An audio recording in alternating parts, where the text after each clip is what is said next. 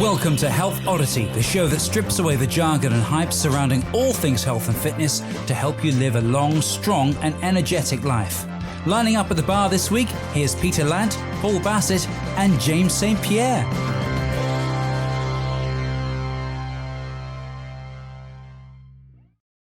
Hello and welcome to the Health Oddity podcast, episode 187. It's quite shocking, really. We're moving towards episode 200 at quite a rate of knots. So what's that, 13 weeks away? It's about 3 months to go and we'll be on episode 200, which is amazing. So today is an episode with just Pete and myself today. We've obviously had a big run of We've just obviously had a big run of guests recently. Recently we've had the big 2 episodes with Paul McElroy. We've had Sean Conway. We've had Hannah Camden. We've had Rob Clarkson. We had Mac McLaren. We've had loads of guests on recently. So we thought we'd take this episode. I'll tell you at the end of this episode. We've already got a guest lined up for next week, so I'll kind of give you some information on that at the end of this one. But today is going to be Pete and myself talking about and around something that I think affects all of us and will be hopefully helpful. Hopefully you'll be able to, what would the word be? Empathize, hopefully it will hit a nerve and it's something that you can relate to is what I was trying to say. Yeah, something you can relate to what we're going to talk about today. But before we get into the kind of subject of today, I will catch up with Mr. Peter Lant. How are you doing, Pete? I'm doing very well considering, which is why we're talking about this today. So before we, obviously we've got loads coming up. We've got loads going on at the moment and loads coming up. And I will just say at the start, we are in the process of, and we've just been discussing this before coming online, we have got 4 reviews for the podcast. 5 reviews.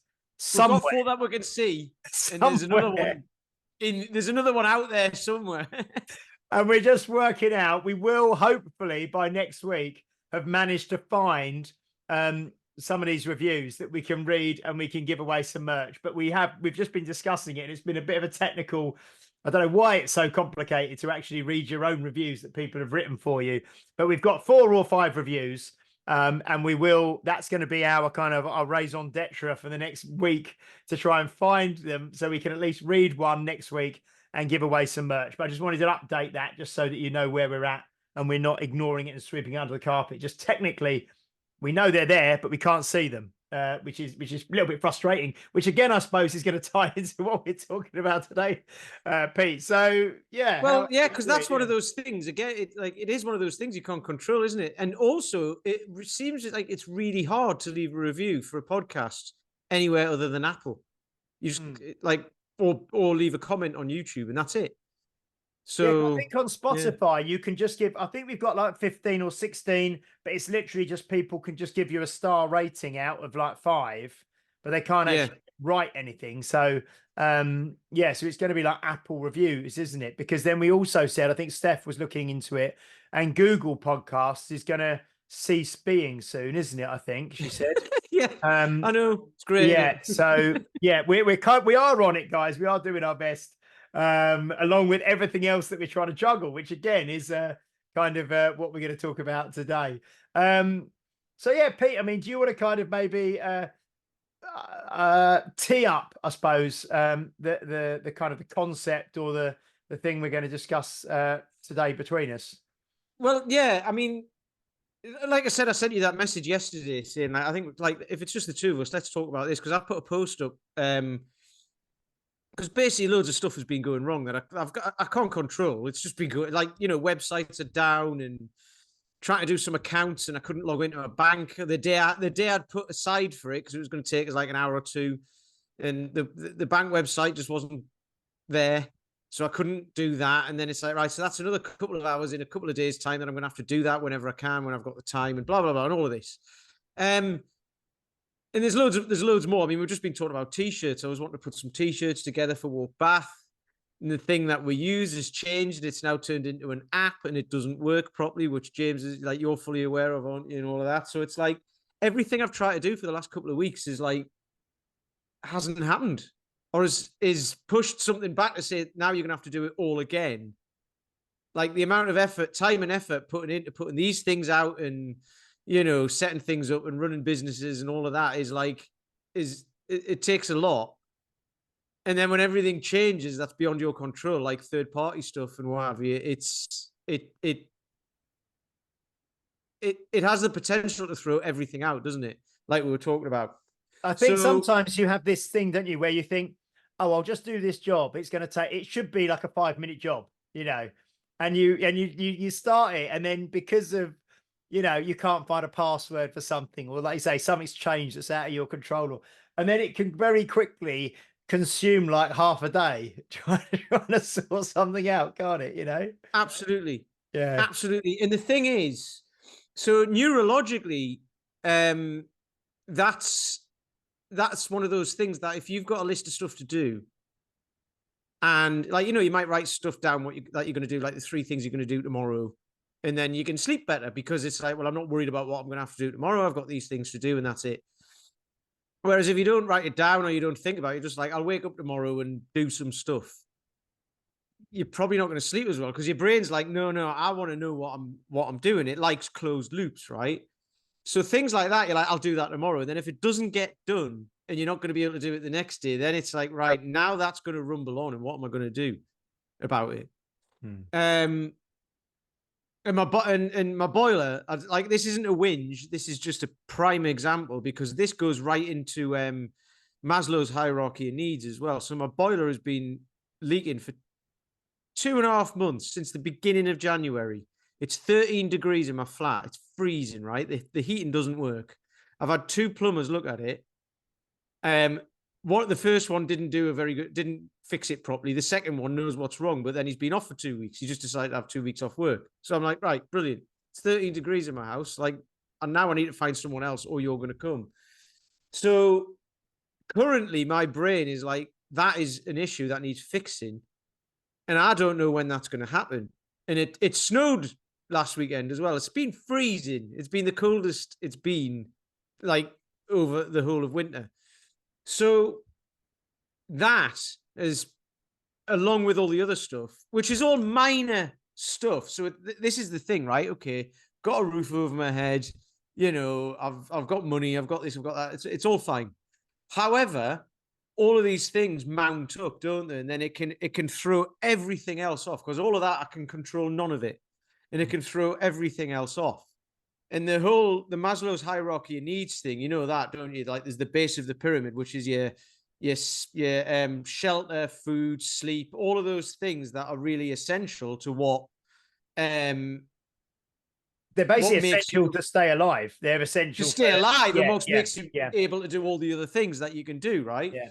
So that goes in neurology, that'll go straight to my primitive brain, or straight to our primitive brain, and be like, right, your shelter is compromised, your heat is compromised, you're not sleeping as well enough, and all that, and then that becomes like an existential thing, doesn't it?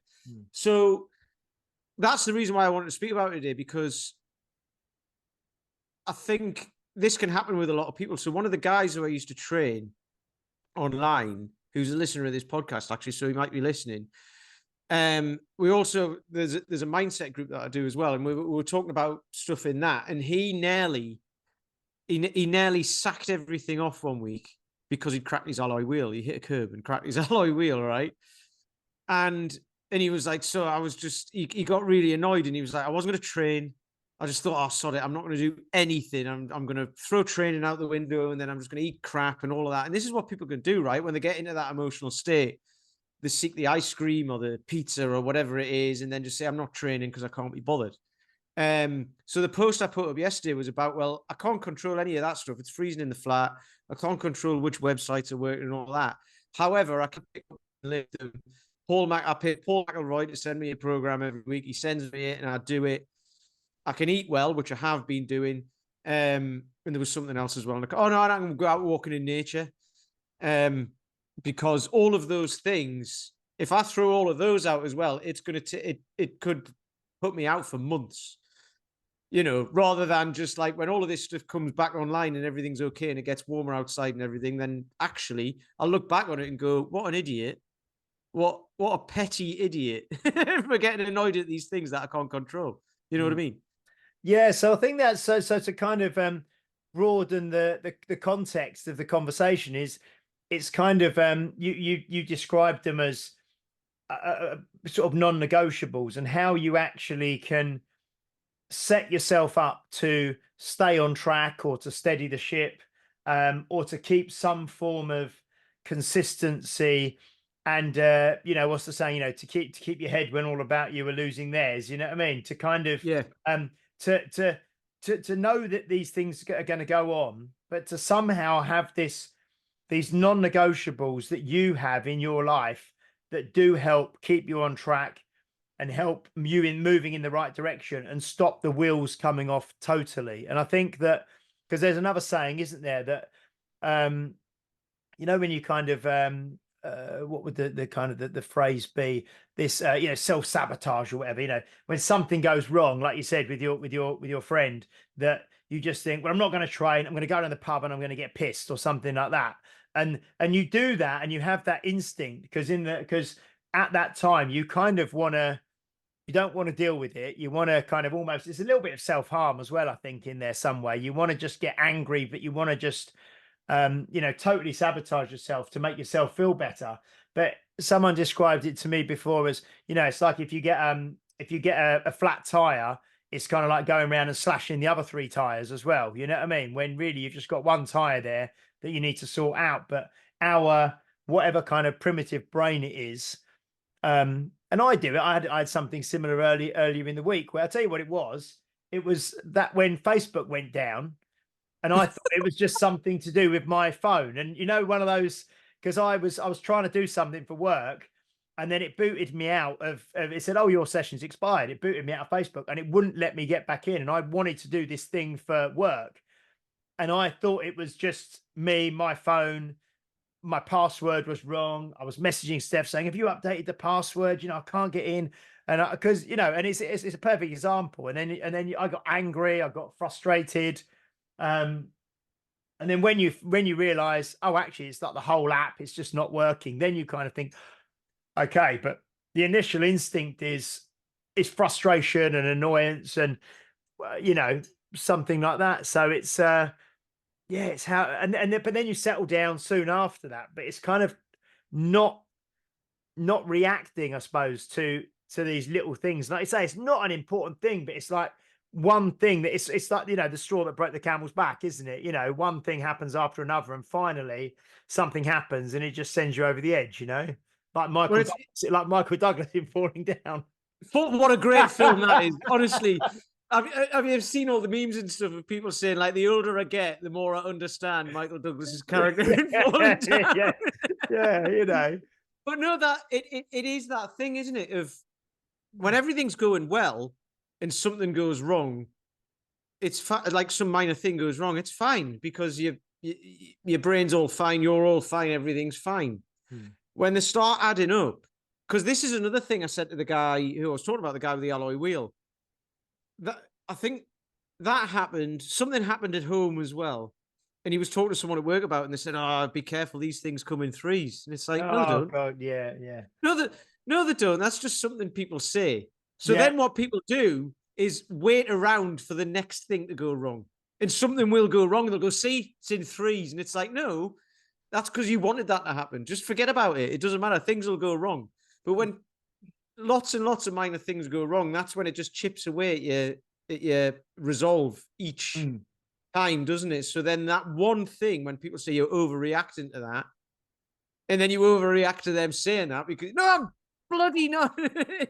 You know, you are, and it's because of all the other things. So that it all adds up, doesn't it? It compounds. That's the word. So yeah, the falling down thing is brilliant, but what was I going to say? I was going to say something, and then you mentioned falling down, and I've forgotten now. But yeah. So what would be? So we described this, didn't we?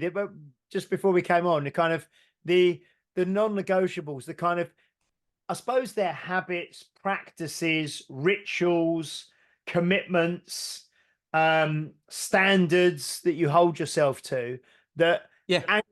anchor you in a good place, that kind of steady you and anchor you when things start going wrong, so that you don't totally lose it and you don't throw your toys out, and you can kind of stay on track. So what kind of things would you think about in terms of practical routines, habits, rituals, standards, habits that you try and have that do anchor you and keep you on track?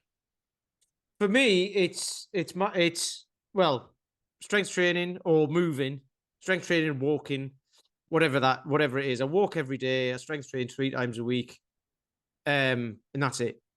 That's kind of like the physical stuff. I eat well 80% of the time, and do some like mindset work, like some sort of journaling, or I've got like lots of old like different religious texts and stuff like that. I'm not religious, but the philosophies behind them, I've got like the Tao Te Ching and the Bhagavad Gita and a few other, I've got a few others anyway, but like lots of stuff like that. And just making sure I keep my mind on track, because obviously, you do get angry at stuff and everything, but imagine I used to blow up. So now it's less exacerbated. Is that, can you say less exacerbated? Anyway, it's not as bad as it was, but it still makes me feel guilty when it happens, because I'm like, that's just a minor thing. But then I'm more aware of the fact that I know it's a minor thing, and I know my reaction to it is too much, is exacerbated. But imagine what it would have been if I wasn't working on my mindset. So those are the daily things that I do, and that's it. Because I was talking about this about tracking stuff, right? Because you can track those things, right? You can track what you eat, you can track how many steps you do, you can track how many strength training sessions you do a week, and even going into that, you can track the numbers on weights and stuff like that to see the progression and what have you. But I was talking about people who like track the other other things like sleep. Say you track sleep, and it's like, well, that's great, but what happens if you're not getting good sleep? What do you do? And it's not as simple as just going out and doing more steps, is it? Yeah. If you're not doing enough steps, you go and do more steps. If you're not getting enough sleep, you manage stress levels, and it might be less screen time, an evening ritual or whatever. But those are a bit harder to nail down, aren't they? Because sleep is the result of lots of other things, isn't Exactly. it? That's kind of the end product of doing lots of things. Whereas going out and walking and doing more steps is the thing. You know what I mean? I suppose it's like if you don't have, say, enough money in your bank account, but that's the result of all the other things that you do, isn't it? And your spending habits, your saving habits, and the way you do everything. The what was in your bank account is the result. In the same way, if you're sleeping well or not, that's the result of the way you're running your whole life as well. So yeah, it's very difficult, and it's very difficult to change. You can't really change the result without changing all the processes that lead to the result, can you? Yeah. Which is where I think people get frustrated and confused with those sorts of things. Because one of my guys used to he was tracking his sleep, and it was telling me he wasn't getting enough quality sleep, and he started getting worried about it. So he just stopped tracking it. And you get stressed and you get worse. And he started sleeping better. So it's like, right, okay. But I know what I was going to say earlier. It's in the it's the gap. So Viktor Frankl talks about this in Man's Search for Meaning, doesn't he? And the gap between stimulus and response. And if you can widen that gap, so obviously, like I was saying, if everything's going well and something goes wrong, some minor thing goes wrong, that gap is quite wide. But the more and more things go wrong, the gap starts to narrow, doesn't it? So you end up like something happens, you react. Something happens, you react. And that's different. That's a different amount of time for different people, isn't it? But you can work on expanding that gap because the gap is a neural pathway. So you have these like neural tags in your brain, and if something if something happens, a stimulus happens, you respond like instantly, because your brain works in patterns, doesn't it? Imagine it, if we had to learn every day when you go to bed, you wake up the next day and you had to relearn everything that you already learned, plus all the other stuff as well. It would be a nightmare, wouldn't it? So your brain remembers patterns and things, so it can then work on autopilot. So you get that stimulus, you get that response because your brain goes that way. So it's been described to me, and I've described it before as well, as like the path in the grass. So you walk a path in the grass, and then it just become, you can see it. And if everyone walks that, there's a field by me, and people walk their dogs around there, and there's a big path all the way around it because everyone does that loop. So it's there, and it's always there. And you even walk into the field, and you'll naturally follow the path. Mm. Whereas if you walk straight across the middle, that will not form a new path. You do that once and then go home again and then come back and do the path again. That doesn't even make a path. It doesn't appear. If you did that and then other people started following and then everyone did it, the other path would disappear and that would be your new path. So you can do that with your stimulus and response. When you have the stimulus, instead of responding straight away, you can be aware of it and then say, right, I'm not going to do that. I'm not going to get angry at that. I'm not going to get upset, whatever it is. And then if you can recognize that, and every time like just identify that one thing or something that happens a lot, and you realize that it's, getting angry at stuff. That was my thing. It still is my thing. And if you can recognize that, you can say, right, I'm not going to get angry at that. I'm going to do this thing instead. And then eventually that becomes the new thing. But you got to do it. It's like training, isn't it? You got to do it over and over and over and over again. It doesn't just happen by doing something once or twice. And then you go, right, that's that reset. So that's the whole thing he talks about. Not the whole thing, he talks about a lot, obviously, but that's the thing that sticks out for me sometimes from that book is owning that gap. Changing your reaction to things and just becoming a more, I don't know, relaxed individual.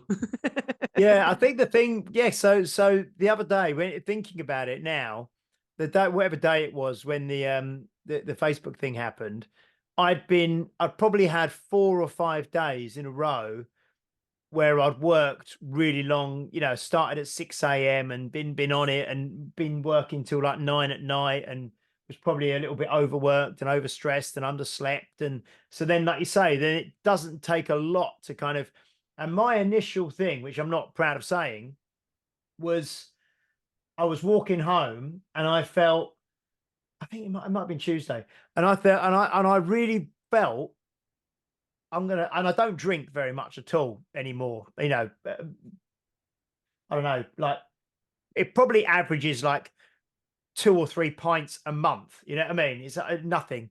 And I was walking over thinking, I really feel like having a drink. I'm going to go and stop and get like just a 4-pack of beers or something. And I want to have, I was like frustrated and felt like that.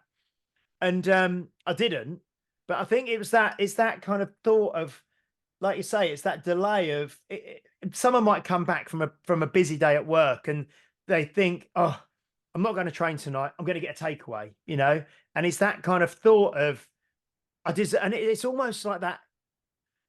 I was listening to a podcast the other day where it's almost like that entitled, oh, I deserve a takeaway tonight. I've worked really hard. I'm stressed. I deserve a takeaway. I'm not going to cook, and it's that thought. And then it's just breaking that. But then the thing that stopped me having the drink was because I thought, well, I've got to wake up tomorrow and go to work early. And I don't drink. And if I suddenly drank like 3 or 4 beers, I'll probably have a right hangover tomorrow. I'd feel rubbish all day. I wouldn't be able to train. So I suppose what actually stopped me doing it was knowing that my character is not someone who deals with their problems through drinking alcohol. Do you know what I mean? So I can see if you are somebody who deals with their stresses from drinking alcohol, that's just how you deal with it. And I suppose that's or getting a takeaway, or treating yourself with sweet, hyper palatable, cookies, donuts, whatever it is, whatever your kind of vices that you would go to kind of take the stress away. That's a big pattern. It's a pattern interrupt, isn't it? But that's a big pattern to interrupt, because when I got really stressed, I thought I'm going to have a drink. And then I thought of all the reasons why why I shouldn't and why I didn't want to.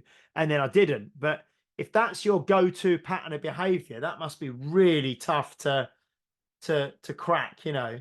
Yeah, massive. I mean, my old man's a classic example of that. Or he was. He gave up smoking. When was he? Like 48 or something? About 48, 50, 48, something like that. Anyway, and he put on a load of weight because he wasn't smoking, and that happens, right? Because he ate loads and what have you. So every Monday he'd start a new diet.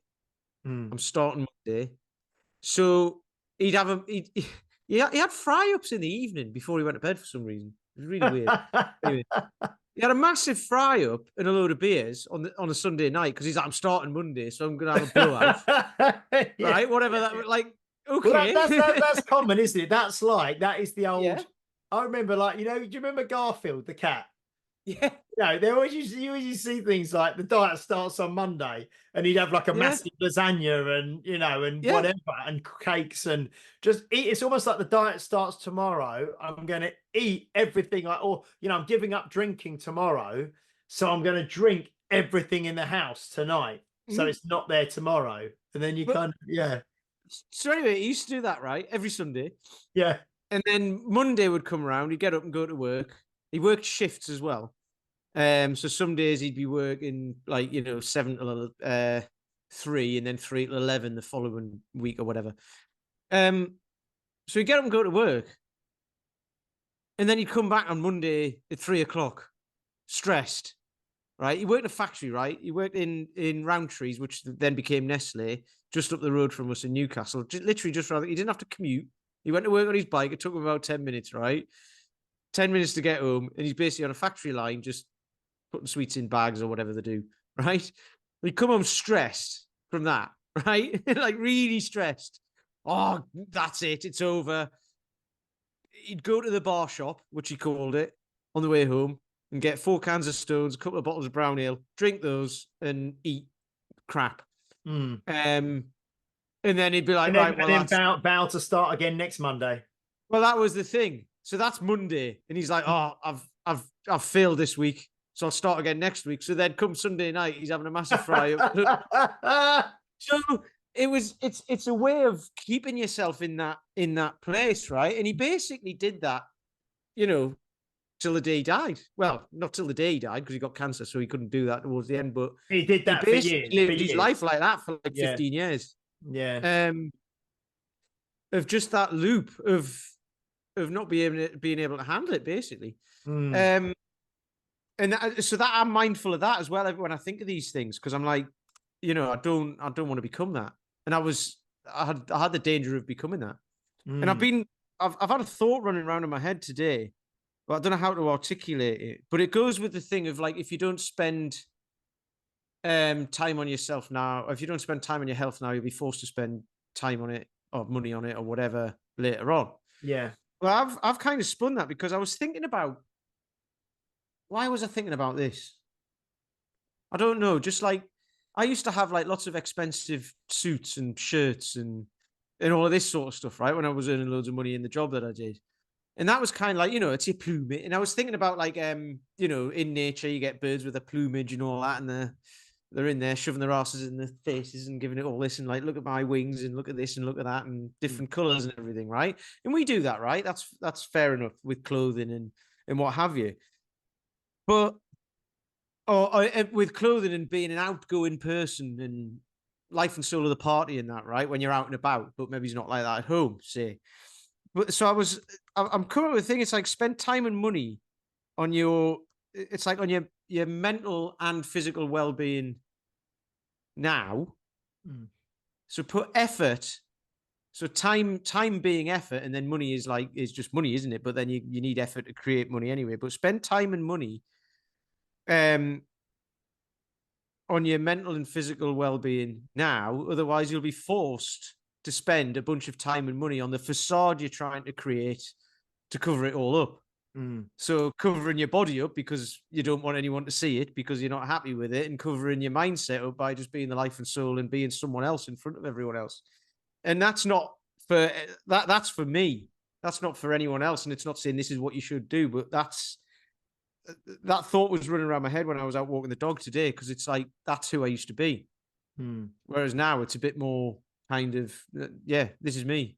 Because I was thinking as I was walking around town, I've got mud on my I've got like muddy boots on. I'm permanently muddy because of the dog, and where I go and take him, because I go walking where he wants to, like he'll enjoy it, you know. So I must walk through town looking like one of the homeless people. I think I'm surprised no one's like chucked money in me cap or anything like that. No, but you know what I mean. And then I was like, actually, years ago I would have cared about that, but now it's like that's not my problem, you know. So yeah, that was Yeah, just no, I thought. think that's like I've seen a few things recently where people have sort of said, you know, when you're over 40, actually having, you know, being fit and healthy and looking after yourself is a bigger status symbol than, you know, driving a nice car or having the flashiest clothes or whatever. Because, and it kind of ties into what you've said there, because it's rare to see. It is rare. It's rare that this podcast that we're doing now, speaking to however many hundreds of people, possibly thousands, you know, over a month, obviously thousands, but per episode, you know, hundreds of people at least. Listen, it's the minority of people who are seriously interested in looking after themselves and taking personal responsibility for things, you know.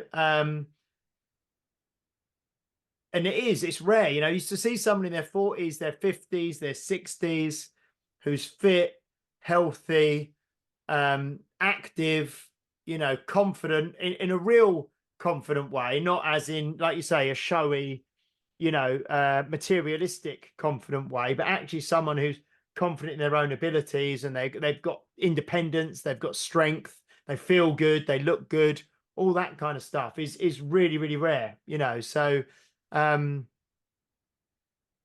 yeah, it's that for me again is important. That's far more important than driving the latest car or having a house with another 2 bedrooms on it or whatever. You know what I mean? It's not important to me in the slightest, you know. So Yeah, yeah. So I was thinking, because when you said about the non-negotiable things, I was just trying to think about simple things. And I think we can say, I think, like you said, like with your dad, with the diet starts on Monday, and everything's going to change on Monday. I think when something actually becomes like a non-negotiable, you have to have been doing it for long enough that it really is. It's not just something you say; it's something you do. Do you know what I mean? And which is what yeah, way you live. So for me, one of the main things I think is going to bed early. Do you know what I mean? Is what which again ties in with sleep. It's not saying, it's not guaranteeing I'm going to have a great night's sleep, but it's kind of giving me a good head start, getting to bed early at a decent time every night, and not sitting up watching TV or playing computer games or whatever, or sitting on my phone or whatever. So most nights I will be in bed before 10 p.m. You know, and a lot of the time it will be maybe before 9:30. You know, I think that's a really important one. Like you said, strength training, reading. I do every day. I mentioned before, I've started reading Tim Anderson's new book, A Simple Book of Strength, which is really nice. It's really making me think about things in a really nice way. You know, doing this podcast is a non-negotiable for me every week. You know, nothing gets in the way of that, unless, you know, a few weeks a year, maybe when one of us is on holiday. And the other thing that I think is really important is I have my Tuesday off work, which is a day where I don't work and I don't go to the gym and I don't train, and it is just a total day off. And I think that is really important for me personally as well, you know, because when I go to train in my gym, which is the place that I work, where inevitably people who listen to this who may run their own gym, you go to your gym to train, and you know, you tidy something up, or you get asked a question, or you know what I mean, you kind of It's not like you're Yeah, going. you've got those bloody annoying customers asking you things. God's sake, who needs them? Eh? Yeah. But you know what I mean? So that's a big thing, having it 1 day a week where I just spend it with Steph. No, no work, no training. I think that's really important as well. So things like that. But I do think that those things kind of anchor you in the reality, and we've spoke about it many times before, and with the Maslow's hierarchy as well. But it's developing your character, which I think is the most important thing. And it's not tips and tricks and quick fixes and quick wins. It's developing the character of being like you are, someone who trains not every day, but you train when you say you're going to train. You walk the dog every day. You do this podcast. You read books. You live the life. You're involved in mindset groups. You are that character. You're not playing a part. You're not trying to impress anyone. You're not you're not acting. You're not playing a part. It is who you are. And I think that we've spoke before that that's the only time really when you change and you create change. It's when you become, when you change your character. I think that's the most. That's what stopped me going and getting drunk the other day when I got fed up, because that's not what I do. It's what I wanted to do at the time, but it's not what I do. It would have been maybe 20 years ago, but it's not what I do now. So it's not who I am. It's not who I am, I suppose. That's the big one, Yeah, So, I suppose. I mean, like, it's funny though, because the thing with that, it's still. 1 second. Excuse me. I've had a cold, so I'm coughing up a lung. That's another thing I've had as well. But no, that's one of those things. It would be quite easy to have done that. But you've also got the thought of I've got to be in the gym tomorrow, and that's my business. Not like I've got to go and work for someone else tomorrow. So you might that's an easier thing to then do, isn't it? Because you can you're like, well, I don't have to be fully on the game tomorrow. And it's like, yeah, but you do. Because, well, you don't, but that's not who you are, because you want to show up as the best version of you as a business owner, right? Yeah. That's what I'd say anyway. I'm speaking for you here, but that's what I see. Mm. Because if you show up any less than that, unless it's because you're ill or whatever and all of that, but if you show up any less than that from something which is self-soothing, say, the night before, then it only takes a few of those times and for like others to see that, oh, this is there's a change in culture around here, or there's a change in something. Yeah. And I think because it doesn't go unnoticed, does it? No, and I think that what you just said there is it goes back to that creating a gap or a separation between stimulus and response, which we all, and these are things that we all know. What's the word? Intellectually, you can reason with it intellectually that it's always try and think about how you'll feel after the thing. So if you don't want to work out, you don't want to train, focus on how you're going to feel after you've trained, because you know that if you train afterwards, you're going to feel much better. And it's what people say, drinking, if you drink too much, you're going to feel rubbish the next day. But people kind of just go for that short term, like you said, soothing, the alleviation of pain or whatever. But all it really does is create more discomfort the next morning. Or if you're going to have like a binge on junk food, it kind of in the moment, it makes you feel a little bit better, gives you a little bit of comfort, and gives you this kind of all this sort of, dopamine and feeling great and eating all the sugar and all the rubbish. But you know that when you finish, you're going to feel fat and bloated and uncomfortable and a bit sick maybe, and not great about yourself probably after you've done it. But it's trying to give enough of a pause between the stimulus and the response to kind of think it through before just reacting, because that is that. And I say I use the takeaway one because that's one that you probably hear a lot, and I know a lot. It's that kind of, you get in from a long day of work, can't be bothered to cook, been working really hard, let's have a takeaway, and if you do that enough, and it only needs to be like once or twice a week. Yeah. Some people do it like 2 or 3 or 4 times a week. You're just not going to get anywhere, and you're going to continue just be caught in this trap of this endless cycle of, eating rubbish and not feeling good. Exactly. It's the endless cycle thing, because this is where, I mean, we have a takeaway once a week, at the weekend, but it's not because we can't be bothered to cook, right? It's because we just do it because it's like, well, it's nice, and we'll pick like because all the restaurants do it. It's not like takeaway anymore, is it? It's all the restaurants do it. Yeah, yeah. It's like eating like eating a restaurant meal at home kind of thing. Yeah. Yeah, exactly. Yeah. I was gonna say something. I've done it again. I was gonna say something, I've forgotten. Oh no, but it's like the awareness of it. I've got a few things actually that have come out of what you just said. The awareness thing of like you say, using drink or takeaway, whatever it is, as an example, but using let's say use drinking as an example because it's an easy one to do. Is the awareness of, this is what it's going to do to me. This is how I'm going to feel tomorrow. Not just because you might have had a drink and felt ill or felt hungover. There's the psychological side of it. I've just done something that's totally out of character. What's happening to me? And that'll go around in your brain, right? And I said this in one of the groups that I'm in, because we were talking about stuff like this.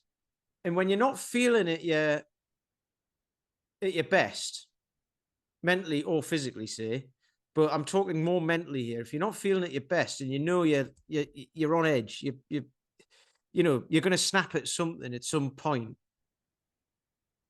What I've done before, and what I tend to do now, and I would usually bottle it up years ago and just not say anything and just sit there stewing. And when you can feel it, you can walk into a room and feel like, you'd be like, someone's not happy in here. There's something going on, because everyone will be like on edge. I could have that effect, right? And so now what I do is I'll say to Sean, I'll tell her, I'll be like, I'm not feeling like completely in control of my own head at the moment for some reason. I'm being a bit reactionary. But I mentioned this in the group, and the guy who facilitates it said, like, and what does that do? Like, and it's funny because even just saying it out loud to Sean then makes me think, yeah, I'm kind of telling you I'm going to be a bit of a dick, so I'm just not going to do that. And then it changes your perception anyway. So what you're doing is actually talking it out loud and talking through it in your own head, saying, yeah, I'm going to be a bit of an idiot. And then it's like, well, actually, no, I don't have to be. And then you kind of resolve it, and then it tends to sort itself out then. And not itself, because it's you being proactive about it. So with the drinking side of it, that could be easy. You could just walk in with 4 cans and go right to Steph. Right, Steph, kids, Daddy's going to be rubbish tomorrow. Anyway, cheers, and open up the thing. That's not going to happen, is it? If you said that, you'd be like, oh, that's another level of stupidity or whatever you want. Yeah, and that's exactly, and it's thinking through all of that, isn't it? And exactly, and it was just, but it's probably the whole thing goes on in your head, doesn't it? It's not. I know you, and the example you just gave, you actually verbalized it and maybe mentioned it to Sean. But for me, that whole scenario of, I'm feeling rubbish, I'm going to go get some beers, I'm going to drink the beers, this is what's going to happen, blah blah blah blah blah. It all just goes on in the head. It's that internal dialogue, and you're working out. Your brain's deciding, well, this could happen, it's probably going to lead to this, it's probably going to lead to this, I'm probably going to feel like this. And it all happens probably at the speed of, you don't know how fast it happens, but probably at the speed of light almost, or or faster, however it is, and you kind of can work all of that out in your head. But I think that I just thought from something you just said, is that once you allow yourself to succumb to something once, or to do something once, it's then easier to do it the second time, or then the third time, and then the fourth time, So, but that can be something that's positive and something that's negative, So if you took someone who maybe, I don't know why I'm going to this example, but someone maybe who's married, who has like an affair, say, it's probably easier to have the second affair than it was the first, and then the third, and then the fourth, or like you say, if you're going to do something negative for your health, if you start getting into a pattern and a chain of doing it more and more regularly, just like building any habit, it's easier for you to do it. But in the same way as exercising or training or making good decisions, they talk about, building up the kind of, resilience muscles or whatever. You go to the gym once, it's easier to go the next time, then it's easier to go the third time, then it's easier to go the fourth time. So it's just kind of all of this stuff that we've spoke about for the last, 45 minutes. It's trying to know yourself and be aware of yourself. And like you said near the start, separate that stimulus and response and try and make more measured decisions and try to, is it self-control? Is it, I don't know if it's self-control or, becoming the person you want to become.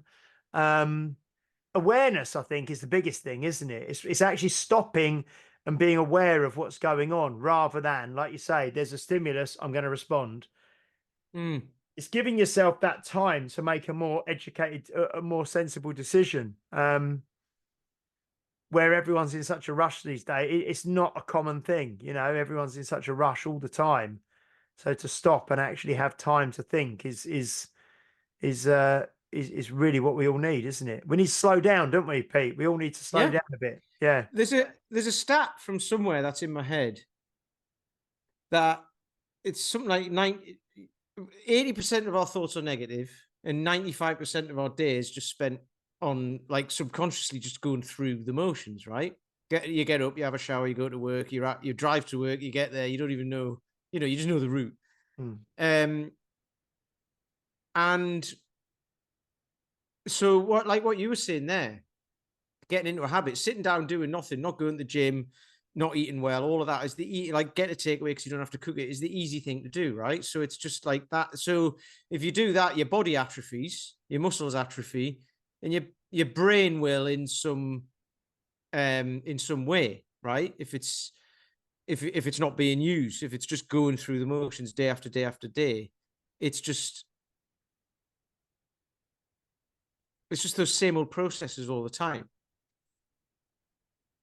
So there's a thing called in your brain called your mid-cingulate cortex, and that can grow like a muscle.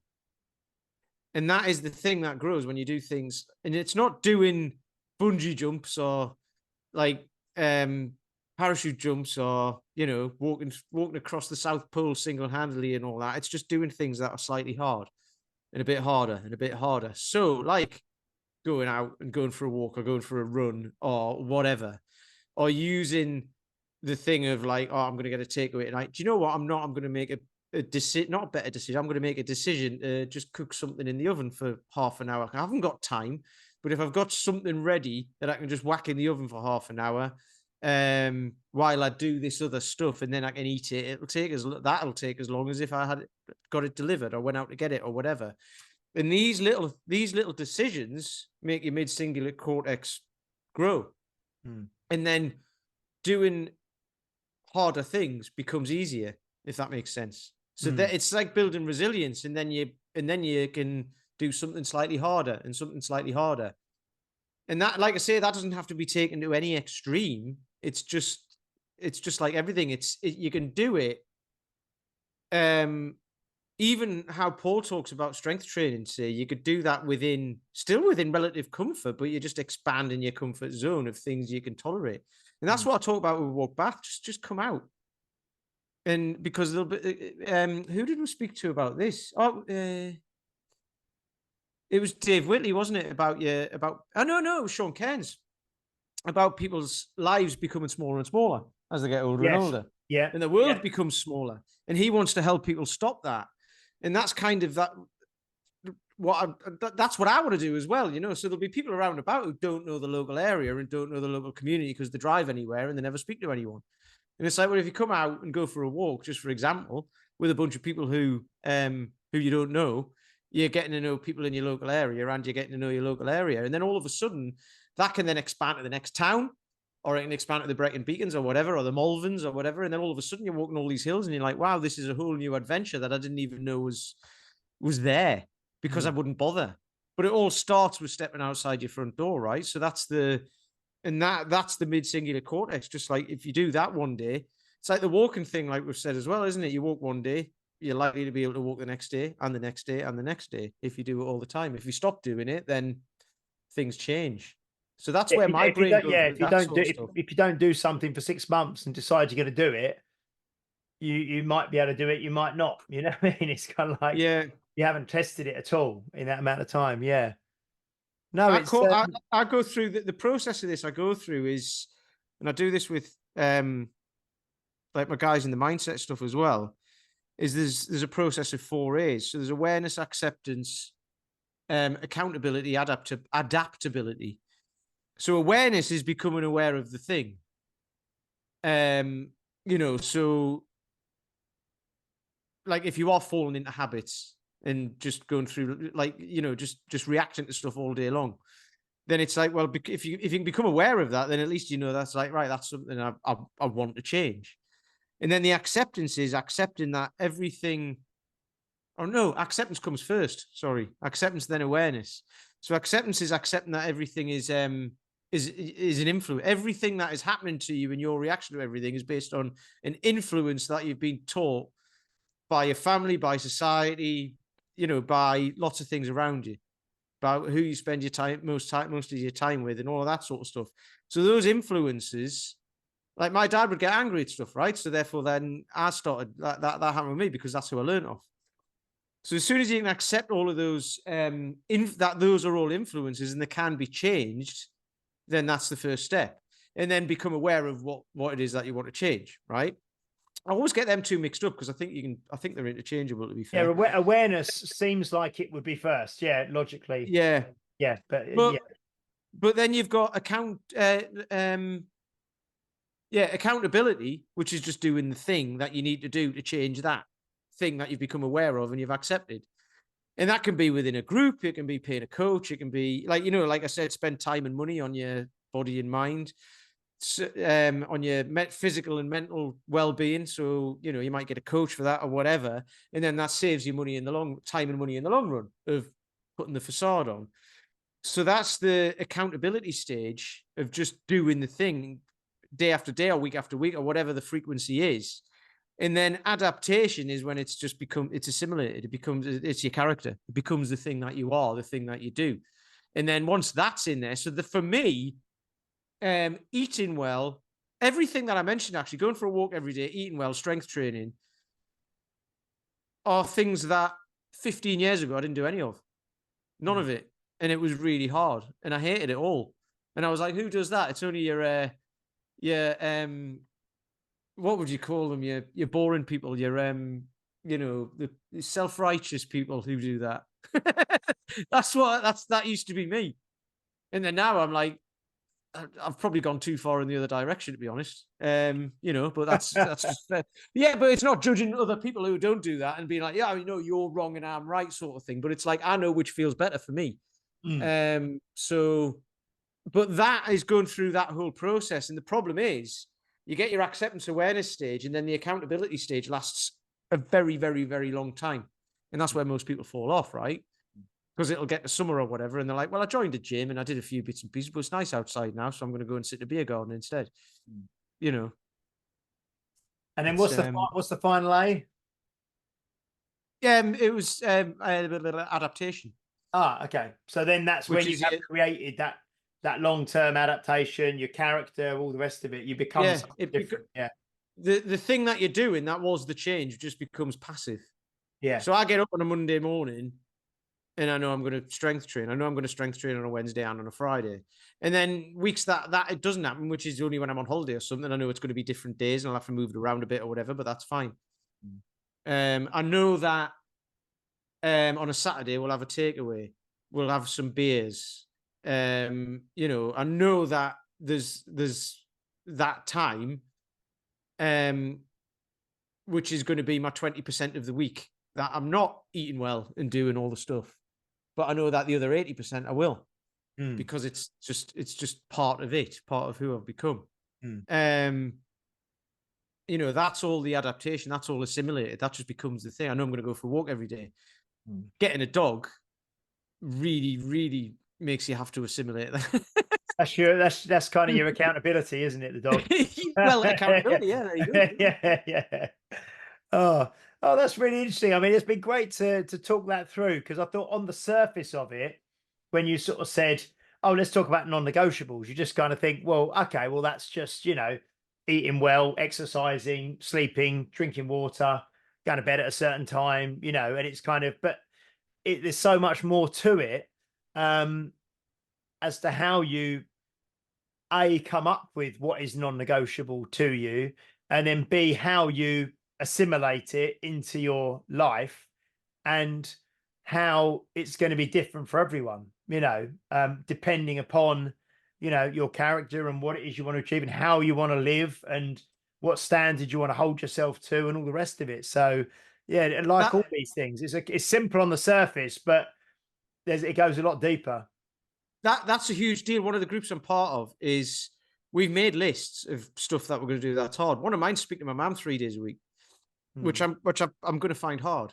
Right, that's me leaning into hard because we don't necessarily have a fantastic relationship, but for lots of various reasons. But she's 80 years old this year. I'm like, I need to speak to her more, right?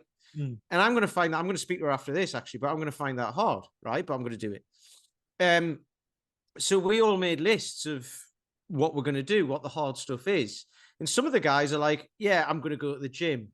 I'm going to make sure I'm going to drink, I don't know, some of them American 2 gallons of water or whatever it is. They're talking, they don't do metric, do they? But anyway, but like, I'm going to drink this much water. I haven't got those things in there because I do those anyway. I'm like, I could write them on my list and go, yeah, I'm doing all that. It's like, nothing changes then because I'm doing that anyway. So mine are different. Like it's the list of stuff that makes us lean into the hard stuff to build that mid-singular cortex to help it grow. So that's that, like you say, that's the thing. It's like you can listen to things like this, or you can listen to whoever, or there's programs out there who just say, just do this every day and you will become this. And it's like, yeah, but it's not the same for Doris down the road. It's not the same for, a single mum of 3, or anyone I haven't got any kids. So like some things are easier for me than others. So other people have got great relationships with their parents. So that wouldn't be on there. They're like, oh, now I have Sunday lunch every Sunday and blah, blah, and this and that and what have you. So it's different for everybody. So that's the thing. So it's just finding your own. But then once you get into the practice of doing it, that list should change over time. Not necessarily, again, it'll change at different times for different people. It shouldn't be monthly. It shouldn't be quarterly, half yearly, whatever. It's just whenever the thing that was hard is now just something that you do, you can knock it off the list and replace it with something else. And then just keep doing that. And like, I think I've got 5 things on my list and that's it. Yeah. Better to have 5 things that you do than 15 things that you don't, because you're overwhelmed because you've got 15 things to do. Exactly. Yeah. Excellent. Oh, that's great. No, that's really interesting. And that's made me think and kind of reinforce some things that I'm trying to work on, and maybe think about things. And it's almost like, just talking through, thoughts and feelings and experiences as we have done today kind of helps give more clarity and get more understanding. So hopefully that's been, useful, interesting for some of you listening as well. And it hasn't just been a Pete and James therapy session. Well, man, that's basically, that's why I love doing this. Because like you just end up having a chat to people about stuff, and then you go, right, thank you. But no, hopefully that's interesting for some of you guys as well. So if you are listening today, which you are always listening today, but if you're listening today on the day of release, it is Good Friday. So it's a bank holiday weekend in the UK. And that means that it's actually 2 weeks exactly till we welcome Dan John and Tim Anderson over to Unique Results in Chelmsford for a great weekend. Pete and I will both be there. I think at the time of recording, which is 3 weeks ago, there's one place left on that weekend. So if it's still there, if you are interested in coming along, go to Health Oddity Instagram, click on the link tree, and you'll see in there the event, which is Dan and Tim weekend. So that's in a fortnight's time. That is in April on Saturday the 13th, Sunday the 14th of April. And like I say, Pete and I will be there. Also, Dan John, who currently holds the record for most appearances on Health Oddity, which I think is 10 at the last time of counting. I think he's been on 10 times. Yeah. Tim Anderson's been on a couple of times. We will be getting Tim on again, actually, to speak about his new book that I've mentioned today that I'm reading, which is really, really good as well. Really interesting. It's called A Simple Book of Strength. And yeah, it's very, very interesting. So we'll be getting Tim on again soon. But as I said near the start, I will keep to my promise. Next week, we are going to be joined by Ollie Loom, who is the documentary filmmaker we had on before, who did the Summit Mentality about the 24-hour Snowden relay. He's got a new documentary coming out called False 9, which is all about women's football at grassroots level. I'm going to go and watch it. Again, this is the timeline stuff. By the time you listen to this, I will have seen it. By the time you listen to this, I will have seen it. But I'm going to go and watch it in 2 weeks' time or a week's time.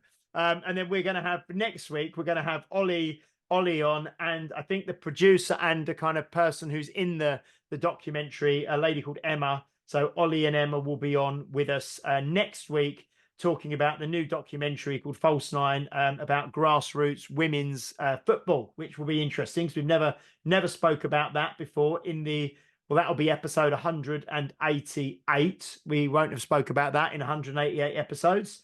So that will be really good. So we'll be back next week with them. Please do like, share, subscribe, leave a review, and we will see if we can work out how to read them. And next week we will try and give away some merch if we manage to access these 5 reviews, which are sitting somewhere in cyberspace. We will find them, and we will we'll read one, at least one out next week, if we can find them. Anyway, Pete, thanks very much, mate, for that today. That's all right. Thank you. Cool. Very therapeutic. And we'll see you all next week for episode 188 with Ollie, Loom, and Emma talking about grassroots women's football. Until then, bye-bye. You've been listening to Health Odyssey with Peter Lant, Paul Bassett, and James St. Pierre. To get your regular fix of hype-free health, you can subscribe and leave a review wherever you get your favorite podcasts. You can find out more on today's and other topics at healthodyssey.com or find us on Facebook or Instagram by searching for Health Odyssey.